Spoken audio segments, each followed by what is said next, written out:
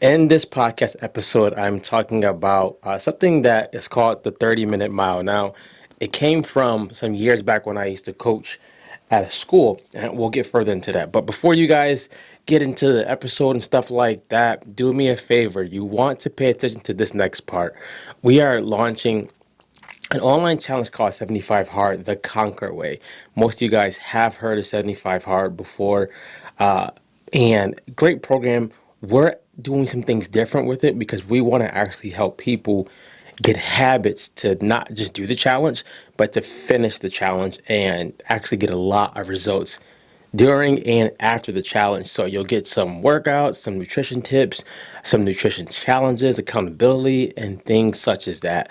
If that's something that you're interested in, let me know in the comments. We're going to really help people who want to end the year on a good note, right? This is the time of the year when people usually fall into depression, people usually fall into spiraling.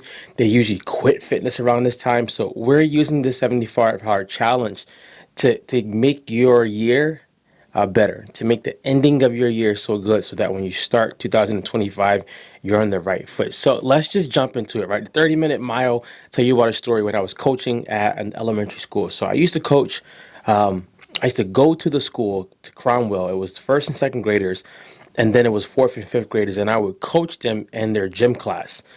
While I would be coaching them, of course, you observe stuff, you see things. And one day I got there, and it was the day where they had to do the testing of their mile run. So I had the option to just leave or stay because I didn't have to do anything for that. That wasn't my specific part. Now, you got kids who are super fast, kids who are not as fast, and then you have this one kid who I'm going to talk about who I love him. So they're gearing up, they're warming up, they're ready to run the mile. You can tell who's ready. The kids who got their sneakers, the kids who you got on boots, they're like, we got to do it, so we got to do it. So it's cold outside, right? A little muddy out there, and we get ready to go out. We're going out, we're walking, and I see this kid. Now he's walking, he's chilling, like nothing crazy. They line them up to get ready to start. So they're starting all the kids in this grade at the same time. And five, four, three, two, one. They go to start running them out.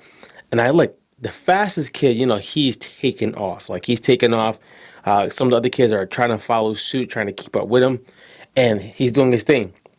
And then I see this kid. He is in the back. He's walking. And he's walking, and everybody's screaming for the kid. Hey, run, run, run. You got to run. You got to run. And he's like not bothered. Now, talking about like not being bothered by peer pressure, this is probably that.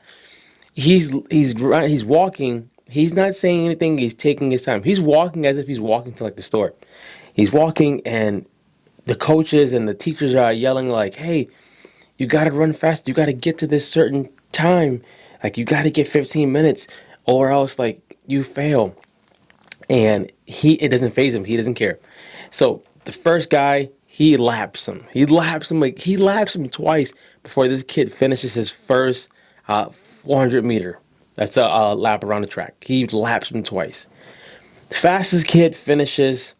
Other kids finish, and it's about maybe like 20 kids left, and they're running, and my man is still walking. He's unbothered. Like the fact that he is this age and he's unbothered by peer pressure is amazing. So everyone's running. This kid is walking. Like the time cap to finish the mile was supposed to be, I think, maybe 13 or 15 minutes for those kids. I don't remember. And he's like on lap one and a half, and it's like 12 minutes. He's walking. He does not care. So I'm thinking, what's making him this chill to just walk? Is he embarrassed or anything like that? So I'm thinking in my heart, like, how would I feel if I was embarrassed like that? What would I do? And they go on. So the teacher sends out some of the fastest kids who finished. She's like, hey, you guys want to go encourage him and go with him? So they're like, sure, sure, sure. So they finish their mile, they get some water, they run out to go meet where he's at. And they are like, yeah, come on, let's run. He's like, no, I'm walking. This is what changed my perspective on peer pressure, being in your own zone, things like that. He talks to them in a way where they all start walking with him. They don't run, they start walking with him. And now it's about like 20 minutes. He finishes the mile at 30 minutes. He walked it. He didn't even run at the end. He walked it. And when he finished, I asked him a question. I was like, "Hey, how you feel?" He was like, "I feel good. I didn't feel like running like everybody else." Now, for certain people you may say, "Hey, that's not right because he's going to grow up and be lazy and things like that." But the thing that got me was everybody in the class respected him. And everybody in the class, when they got to him, they was like, "We're going to walk and talk too." To give you some thing you can take from it is you cannot be so caught up in what everybody else is doing that you don't do what you know is right for you, or you know what you really want to do. And the fact that he actually finished, he didn't finish in the standard. You guys know how I feel about like standard tests and stuff like that. He didn't finish in the standard test like time frame, but he finished. And the teachers started to say like, maybe this isn't the best way to do it, but we have to because we're in the school system. I'm not going to go on a school rant today. I'm not going to do that. But he finished, and he finished and walked back to the classroom and did what he had to do. We have to become so focused on doing the things that's right for us and doing the things that we feel good about within us, that we don't let all the peer pressure and what everybody else is saying and what everybody else is doing control us. He was not bothered that anybody finished faster than him. He wasn't even bothered. He wasn't even bothered that he didn't run. He was like 12 years old and he walked the whole mile. It took him 30 minutes. I gave him a hug after. I was like, man, I applaud you for standing up for what you felt was right. Now, people might look at that like it's a lack of discipline or it's a lack of structure, but who's to say that he's not crushing it in other areas of his life, right? At that age, who's to say he's not doing better? We usually become so concerned about what people are going to say that we start diluting ourselves. We become so focused on, is anybody going to accept me? How are they going to look at me? How are they looking at me? Most of the times people are not even looking at you. Most of the times people are just bothered by their own emotions in their own days. They're not even thinking about anything else outside of themselves. So this dude finishes the mile, 30 minutes, and he does it in like just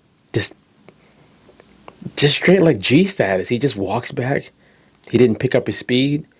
When that literally, it got so bad that at the end his last like lap, everybody in the class, it was like at least 30 kids, went out to walk with him, and they walked with him.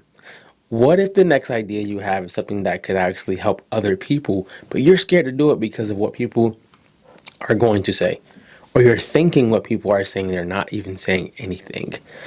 To wrap up all of this, I would rather you be a person that you do what you know is best for you and not care about the crowd and not care about like the validation from everybody else and just do it.